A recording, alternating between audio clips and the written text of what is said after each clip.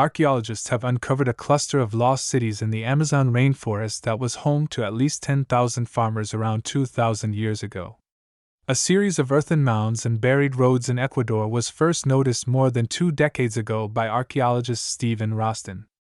But at the time, I wasn't sure how it all fit together, said Roston, one of the researchers who reported on the finding Thursday in the journal Science.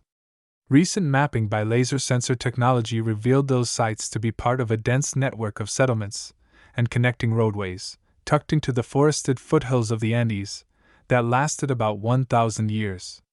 It was a lost valley of cities, said Roston, who directs investigations at France's National Center for Scientific Research. It's incredible. The settlements were occupied by the Upano people between around 500 BC and 300 to 600 AD, a period roughly contemporaneous with the Roman Empire in Europe, the researchers found.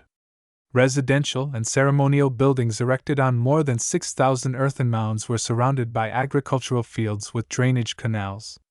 The largest roads were 33 feet, 10 meters, wide and stretched for 6 to 12 miles, 10 to 20 kilometers.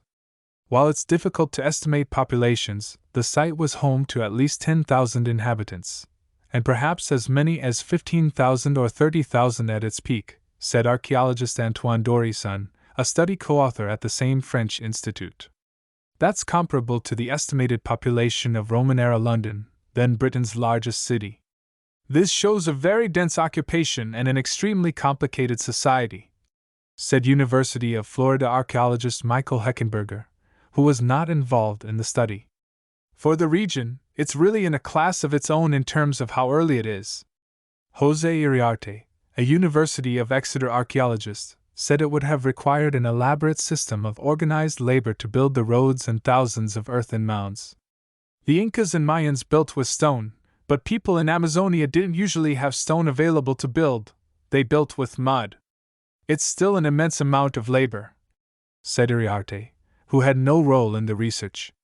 The Amazon is often thought of as a pristine wilderness with only small groups of people. But recent discoveries have shown us how much more complex the past really is, he said. Scientists have recently also found evidence of intricate rainforest societies that predated European contact elsewhere in the Amazon, including in Bolivia and in Brazil. There's always been an incredible diversity of people and settlements in the Amazon, not only one way to live, said Roston. We're just learning more about them.